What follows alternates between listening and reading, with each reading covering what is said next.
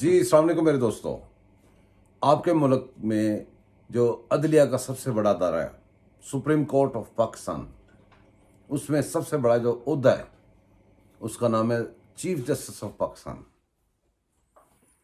उसकी जगह पे काबज इमरांडू और कादियांडू, एक शख्स जिसकी लाश पड़ी है, वो कब का मर चुका है कानूनी तौर पे, आईनी तौर पे। तभी मौत नहीं अभी मरा, लेकिन आईनी और कानूनी, जिसका नाम है बंदयाल, जिसकी बेटी रिश्वत लेती रही है इसकी जगह पे तरहा के मद में। उस इमरांडू, उस कादियांडू ने अपने कादियांडू जज मिला के एक बेंच बनाया। कुछ थोड़े से लोग इस ऐसी गिनती इकट्ठी की, कल को जो फैसला है वो ज़्यादा अक्सरियत में हो जाए इनका फैसला। पाकिस्तानी आप पागल नहीं रह गए। आप इनको जितना मर्जी पागल बना के देख लो, ये आप पागल नहीं है। सारी बात समझ में आ रही है।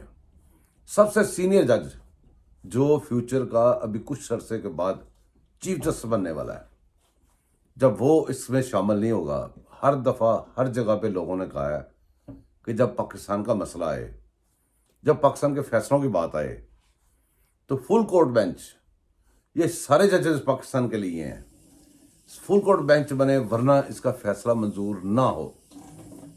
इसके अलावा आप गौर करें कि इसमें जजेस कौन से हैं जो प्लाट रिश्वत में लेते पकड़े जा चुके हैं, जिनकी वीडियोस, जिनकी ऑडियोस आ चुकी हैं, जो नंगे हो चुके हैं, वही उन्हीं के नोटिस के ऊपर 100 नोटिस लिया गया, उन्हीं के रिमार्क्स के ऊपर 100 नोटिस लिया गया, और उन्हीं को बैठा के एक बेंच बना लिया गया, ड्रामा कर लिया गया।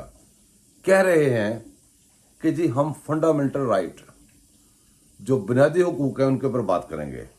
क्या ये महंगाई, ये पाकिस्तान की इकॉनमी, ये तोशाखाना चोरी, ये सारे डाके, ये सारे पैसे लूट के बाहर भाग जाना, ये फंडामेंटल राइट नहीं है, ये बुनियादी हुकूक नहीं है। सबसे पहले तो ये बुनियादी हुकूक है। लोग आपके मुल्क के खाना खाएंगे तो जिंदा रहेंगे। आप कौन से इमरांडू के लिए यहाँ पे कोर्ट से जाकर बैठे हैं? पैसा तो पाकिस्तान का लग रहा है, मराद पाकिस्तान से ले रहे हैं, प्लाट्स आप पाकिस्तान के ले रहे हैं, और नौकरी आप इमरांडू और कादियांडू के कर रहे हैं। आप असल में हो कौन? आपको दुनिया पहचान चुकी है। ये जो बेंच बना है, इस ड्रामे बेंच को बंद करें फौरी तौर पे। यहाँ पे फुल कोर्ट बेंच बनाएं अगर आपने केस सुनना ही है, और स्पेशली जो जजेस नंगे हो चुके हैं उनको बाहर निकालें इस बेंच से, फिर आप बैठ के सुने। और सुनने का मतलब ये नहीं है कि भी आप एक साइड सुने, नहीं, सारी साइडें सुननी पड़ेंगी आपको। आपके इस वक्त चाहिए किसको? वो नाकाम हो चुका है, आपका इमरांडू सबके सामने नजर आ रहा है, आप उसके आखिरी ताश के पत्ते हो। उसकी जो जेल भरो तहरीक थी वो भी कल पिट चुकी है। जो ही आपने पिटते देखा, साथ ही आपने नोटिस ले लिया। कैच खेल रहे हैं, ये पाकिस्तान से दुश्मनी कर रहे हैं। जिस पाकिस्तान ने आपको तालीम दी, तरबियत दी, आपको जज बनाया, जिस पाकिस्तान ने आपको सब कुछ दिया, आप उसी के खिलाफ चल पड़े हैं। कब तक आप चलेंगे? कब तक रहेंगे? आपकी तो नौकरी का टाइम भी बहुत थोड़ा रह गया है। आप जैसे लोगों को इस वक्त कटारे में खड़ा होना चाहिए, ना कि जज की सीट पे बैठे हो। आप मुजरिम हैं, आपने जुर्म किए हुए हैं। आपने जो पहले देखे हैं, मेरी बात सुने, सिंपल बात है कि जिस वक्त आपने ये फैसला लिखा था कि ये असम्बलियाँ जो तोड़ी हैं इमरान ने और इस सदर ने, ये जो इस वक्त खलवी जिली बैठा हुआ है, इन्होंने जो तोड़ी हैं असम्बलियाँ, वो आइन को तोड़ा गया, तो उसकी सज़ा आपके बाप ने सुनानी थी।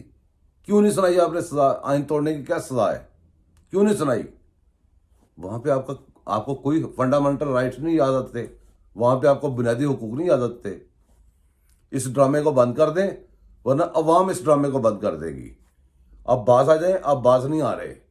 आपकी कोई इतनी भी रिस्पेक्ट नहीं है हमारे पास। क्यों? आपके पास कानून और आइन की रिस्पेक्ट नहीं है। जो कानून और आइन की रिस्पेक्ट नहीं करेगा, उसकी कोई रिस्पेक्ट नहीं करेगा। आप पिट चुके हैं, आप एक मोरे थे, पिट चुके हुए हैं।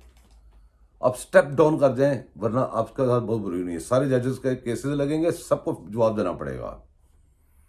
इस वक्त मुल्क जिस बहरान में पहुंच चुका है, जिस जगह पे पहुंच चुका है, ये आपने बचाया हुआ है। بس کر دیں، بس کر دیں، بس۔ آپ لوگوں نے جو فیصلے کرنے ہیں ضرور کریں، پہلے اپنا حساب دیں پھر فیصلے کریں۔